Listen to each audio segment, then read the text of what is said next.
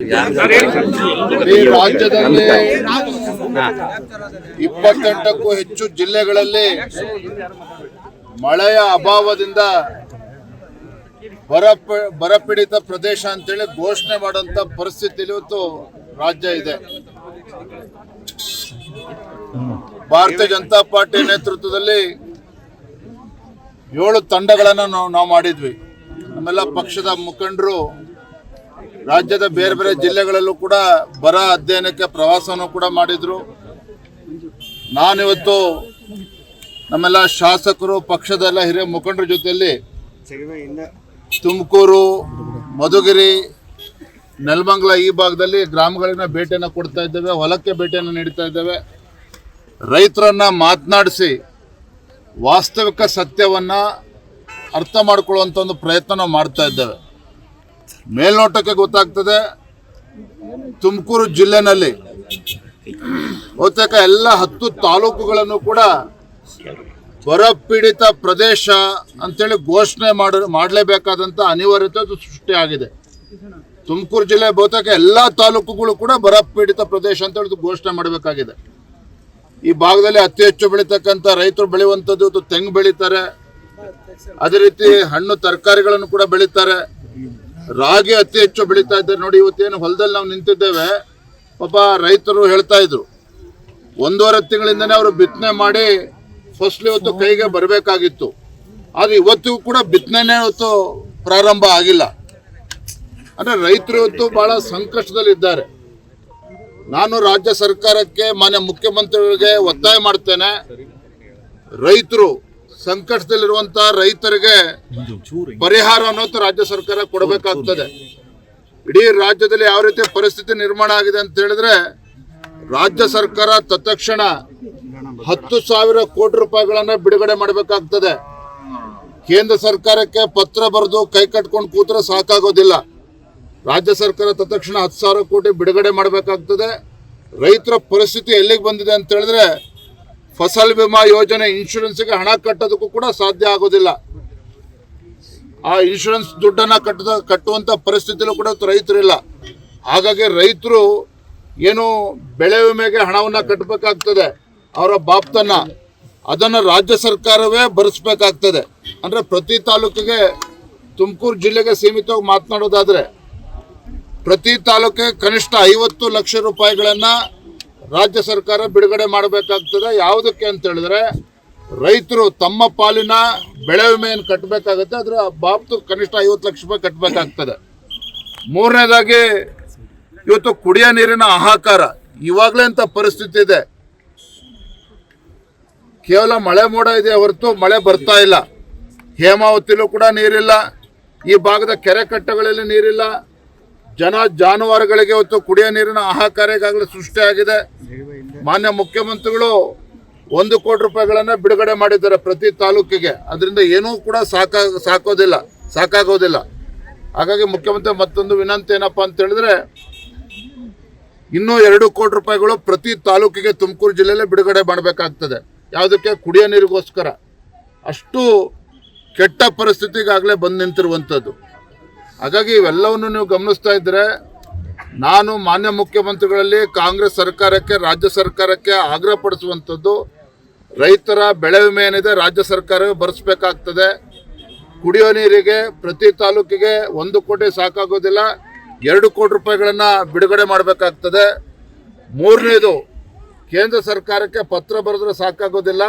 ಹಿಂದೆ BJP ಸರ್ಕಾರದಾಗಲೂ ಕೂಡ ನಾವು ನೋಡಿದ್ದೇವೆ ಯಾವ ರೀತಿ ಯಡಿಯೂರಪ್ಪನವ್ರು ಮುಖ್ಯಮಂತ್ರಿಗಳಾಗಿ ಯಾವ ರೀತಿ ನಡ್ಕೊಂಡ್ರು ಅಂತೇಳಿ.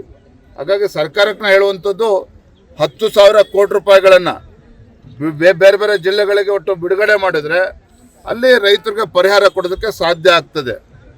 ಆ ನಿಟ್ಟಲ್ಲೂ ಕೂಡ ರಾಜ್ಯ ಸರ್ಕಾರ ಕ್ರಮವನ್ನು ಕೈಗೊಳ್ಳಬೇಕು ಅಂತೇಳಿ ತಮ್ಮ ಮುಖ್ಯನ ನಾನು ಮಾನ್ಯ ಮುಖ್ಯಮಂತ್ರಿಗಳು ಒತ್ತಾಯವನ್ನು ಮಾಡ್ತಾ ಇದ್ದಾರೆ. ಕೇಂದ್ರದಲ್ಲಿ ನಿಮ್ಮದೇ ಸರ್ಕಾರ ಇದೆ, ಈ ವರದಿಯನ್ನು ಇನ್ನೊಂದು ಪ್ರಮುಖವಾಗಿ ರೈತರು ಅವರು ಹೇಳ್ಕೊಂಡಿರುವಂಥದ್ದು, ಇಂಥ ಸಂಕಷ್ಟದ ಸಂದರ್ಭದಲ್ಲಿ ಬೋರ್ ಇದ್ರೂ ಕೂಡ ಈಗ ಅಂತರ್ಜಲ ಕುಸಿತಾ ಇರ್ತಕ್ಕಂಥದ್ದು ಒಂದು ಕಡೆ ಆದರೆ, ವಿದ್ಯುತ್ತಿನ ಕಣ್ಣ ಮುಚ್ಚಾಲೆಯಿಂದ ವಿದ್ಯುತ್ ಸಮರ್ಪಕವಾಗಿ ಕೊಡದೇ ಇರೋದ್ರ ಪರಿಣಾಮವಾಗಿ ರೈತರು ತೊಂದರೆ ಅನುಭವಿಸ್ತದೆ. ಯಾರು ತೋಟಗಾರಿಕೆ ಇದೆ ತೆಂಗು ಅಡಿಕೆ ಬೆಳೀತಾ ಇದ್ದಾರೆ.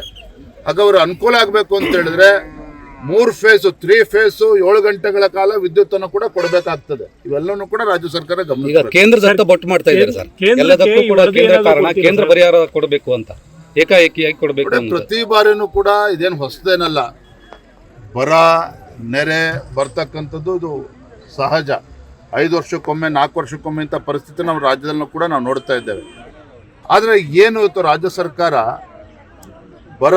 ಬರ ಬಂದಂಥ ಸಂದರ್ಭದಲ್ಲಿ ಫಸ್ಟು ರಾಜ್ಯ ಸರ್ಕಾರ ತನ್ನ ಜವಾಬ್ದಾರಿಯನ್ನು ನಿರ್ವಹಿಸಬೇಕಾಗ್ತದೆ. ತತ್ಕ್ಷಣ ಒಂದು 10,000 ಕೋಟಿ ಬಿಡುಗಡೆ ಮಾಡಿ ಆಮೇಲೆ ಕೇಂದ್ರ ಸರ್ಕಾರಕ್ಕೆ ಒತ್ತಾಯ ಮಾಡ್ತಕ್ಕಂಥದ್ದು ಸಹಜ. ಕೇಂದ್ರ ಸರ್ಕಾರದ ಅಧಿಕಾರಿಗಳ ತಂಡನೂ ಕೂಡ ಬರ್ತದೆ. ಕೇಂದ್ರ ಸರ್ಕಾರದ ಪಾಲೇನು ಬರಬೇಕು ಅದು ಬಂದೇ ಬರ್ತದೆ.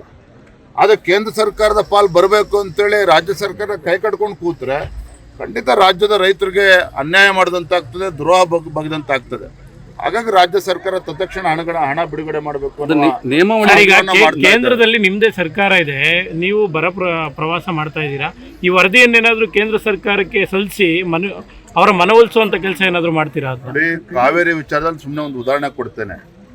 ಕಾವೇರಿ ವಾಟರ್ ಮ್ಯಾನೇಜ್ಮೆಂಟ್ ಅಥಾರಿಟಿ ಇರ್ಬೋದು, ರೆಗ್ಯುಲೇಟರಿ ಅಥಾರಿಟಿ ಇರ್ಬೋದು, ಏನು ಆದೇಶ ಕೊಟ್ಟಾಗ ಫಸ್ಟ್ ನೀರು ಬಿಟ್ಟು ಬನ್ನಿ, ಆಮೇಲೆ ನಾವೇನು ತೀರ್ಪು ಕೊಡಬೇಕು ಅಂತ ಕೊಡ್ತಾರೆ. ಕೇಂದ್ರ ಸರ್ಕಾರ ಕೂಡ ಬರದ ವಿಚಾರ ಇರ್ಬೋದು, ನೆರೆ ವಿಚಾರದಲ್ಲಿರ್ಬೋದು ಸಹಕಾರ ಕೊಡಲ್ಲ ಅಂತ ಯಾವತ್ತೂ ಕೂಡ ಹೇಳಿಲ್ಲ.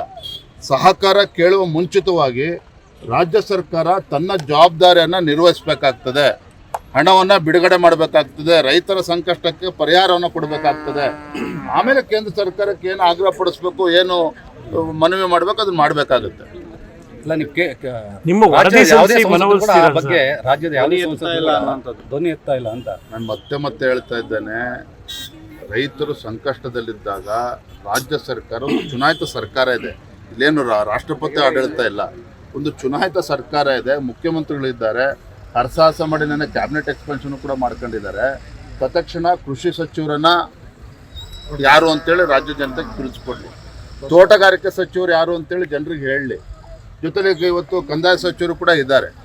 ಅವರು ಅಖಾಡಕ್ಕೆ ಇಳಿದು ಪರಿಸ್ಥಿತಿಯನ್ನು ಅವಲೋಕನ ಮಾಡಿ ರಾಜ್ಯ ಸರ್ಕಾರ ಏನು ಪರಿಹಾರ ಕೊಡಬೇಕು ಅದ್ರ ಬಗ್ಗೆ ಫಸ್ಟ್ ಇತ್ಯರ್ಥ ಮಾಡಲಿ, ತೀರ್ಮಾನವನ್ನು ಮಾಡಲಿ. ಬರದ ವಿಚಾರದಲ್ಲಿ ಬಿಜೆಪಿ ರಾಜಕೀಯ ಮಾಡ್ಲಿಕ್ಕೆ ಹೊರಟಿದೆ ಅಂತ ಕಾಂಗ್ರೆಸ್ ಆರೋಪವನ್ನು ಮಾಡ್ತಾ ಇರ್ತಕ್ಕಂಥದ್ದು. ವಾಸ್ತವಿಕ ಸತ್ಯವನ್ನ ರಾಜ್ಯ ಸರ್ಕಾರಕ್ಕೆ ಮನವರಿಕೆ ಮಾಡುವಂತ ಪ್ರಯತ್ನ ರೈತರ ಪರವಾಗಿ ಮಾಡಬೇಕಾಗಿರ್ತಕ್ಕಂಥ ನಮ್ಮ ಕರ್ತವ್ಯ ಇದೆ. ಅದನ್ನು ನಾವು ನಮ್ಮ ಸುರೇಶ್ ಗೌಡ್ರಾಗಲಿ, ನಾರಾಯಣ ಸ್ವಾಮಿ ಅವರಾಗಲಿ, ನಮ್ಮ ಜ್ಯೋತಿ ಗಣೇಶ್ ಅವರು, ಆಮೇಲೆ ಪಕ್ಷದ ಪ್ರಮುಖರು ವೆಂಕಟಮುನಿಯಪ್ಪನವರು ಕೂಡ ಇದ್ದಾರೆ. ನಾವು ಬಂದಿರೋ ಉದ್ದೇಶ ಖಂಡಿತ ನಾವು ರಾಜಕಾರಣ ಮಾಡೋಕ್ಕೆ ಬಂದಿಲ್ಲ. ರಾಜಕಾರಣ ಮಾಡೋದಾದ್ರೆ ನಾವು ಬೆಂಗಳೂರಿನಲ್ಲೇ ಕೂತ್ಕೊಂಡು ಪ್ರೆಸ್ ಮೀಟ್ ಮಾಡಬಹುದಾಗಿತ್ತು. ನಾವು ಕೂಡ ವಾಸ್ತವಿಕ ಪರಿಸ್ಥಿತಿಯನ್ನು ಅರ್ಥ ಮಾಡ್ಕೊಂಡು ಆಮೇಲೆ ಮಾತನಾಡಬೇಕು ಅಂತ ನಾವು ಮಾಡ್ತಾ ಇದ್ದೀವಿ. ಸರ್, ಈಗ ಸಿವಿಲ್ ಪೊಲೀಸ್ ಪ್ರಶ್ನೆ ಪತ್ರಿಕೆ ಸೋರಿಕೆ ವಿಚಾರದಲ್ಲಿ ರಾಜೀನಾಮೆ ಕೊಡಬೇಕು ಪ್ರಿಯಾಂಕಾ ಖರ್ಗೆ ಅನ್ನುವಂಥದ್ದು ತಮ್ಮ ಹೋರಾಟ. ಸೊ ಅವರು ಇವತ್ತು ಒಂದು ಸ್ಟೇಟ್ಮೆಂಟ್ ಕೊಟ್ಟಿದ್ದಾರೆ. ಇನ್ನು ಪ್ರಧಾನ್ ಅವರು ಹೇಗೆ ರಾಜೀನಾಮೆ ಕೊಡೋ ಲಾಠಿ ಚಾರ್ಜ್ ಆದ ನಂತರ ಅದೇ ರೀತಿ ಬಿಜೆಪಿ ಪ್ರೊಟೆಸ್ಟ್ ಮಾಡಲಿ, ಬೇಕಾದರೆ ಲಾಠಿ ಚಾರ್ಜ್ ಆದ ನಂತರ ಆಮೇಲೆ ಬೇಕಾದ್ರೆ ನೋಡೋಣ ಅಂತ. ಲಾಠಿ ಚಾರ್ಜ್ ಮಾಡೋ ಹಂತಕ್ಕೆ ಮಾಡಲೇಬೇಕಾದ ಮದ ಇವತ್ತು ಪ್ರಿಯಾಂಕಾ ಖರ್ಗೆ ಅವ್ರನ್ನ ಈ ರೀತಿ ಮಾಡಿಸ್ತಾ ಇದೆ.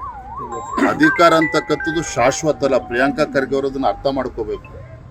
ಯಾಕೆ ಇಷ್ಟೊಂದು ದುರಹಂಕಾರದಿಂದ ಮಾತನಾಡ್ತಾ ಇದ್ದಾರೆ ನಮಗಂತೂ ಅರ್ಥ ಆಗ್ತಾ ಇಲ್ಲ, ರಾಜ್ಯ ಜನತೆಗೂ ಕೂಡ ಅರ್ಥ ಆಗ್ತಾ ಇಲ್ಲ. ಏನು ಪರ್ಮನೆಂಟಾಗಿ MLA ಇರ್ತಾರೆ, ಅವರು ಪರ್ಮನೆಂಟಾಗಿ ಮಂತ್ರಿ ಇರ್ತಾರ? ಏನೋ ಶಾಸಕರಾಗಿ ಆಯ್ಕೆ ಆಗಿದ್ದೀರಿ, ಮಂತ್ರಿ ಆಗಿದ್ದೀರಿ, ನಿಮ್ಮ ಅಧಿಕಾರವನ್ನು ಸದ್ಬಳಕೆ ಮಾಡ್ಕೊಂಡು ಯಾವ ರೀತಿ ಯುವ ಜನತೆಗೆ ಅನುಕೂಲ ಮಾಡಬೇಕು ಅದ್ರ ಕಡೆ ಅವರು ಗಮನ ಹರಿಸ್ಬೇಕು. ಈ ರೀತಿ ದುರಹಂಕಾರದಿಂದ ಮಾತನಾಡಿ ಯುವಕರ ಮನಸ್ಸಿಗೆ ನೋವು ತರ್ತಕ್ಕಂಥ ಕೆಲಸ ಅವರು ಮಾಡಬಾರ್ದು. ಕಾಂಗ್ರೆಸ್ನಲ್ಲಿ ಅಸಮಾಧಾನಿತರಾಗಿರ್ತಕ್ಕಂಥ ಸಂಪರ್ಕ ಮಾಡೋ ಪ್ರಯತ್ನ ಬಿಜೆಪಿ ಮಾಡ್ತಾ ಇದೆ. ಅಸಮಾಧಾನ ಇರುವಂತದ್ದು ಸಿದ್ದರಾಮಯ್ಯನವರು DK ಶಿವಕುಮಾರ್ ಮಧ್ಯೆ ನಮಗೇನು ಅಸಮಾಧಾನ ಇಲ್ಲ. ರಾಜ್ಯದ ಜನ ನಮ್ಮನ್ನ ವಿರೋಧ ಪಕ್ಷದಲ್ಲಿ ಕೂರಿಸಿದ್ದಾರೆ. ವಿಪಕ್ಷದಲ್ಲಿ ಕೂತ್ಕೊಂಡು ನಾವು ಯಾವ ರೀತಿ ನಾವು ಚಟುವಟಿಕೆ ಮಾಡ್ಬೇಕು ಅದು ಮಾಡ್ತಾ ಇದ್ದೇವೆ. ಇನ್ನೂ 2 ವರ್ಷಗಳ ಕಾಲ ನಾವು ಕಾಯ್ತೇವೆ ವಿರೋಧ ಪಕ್ಷದಲ್ಲಿ ಕೂತ್ಕೊಂಡು. ನಮಗೇನು ಆತುರ ಇಲ್ಲ.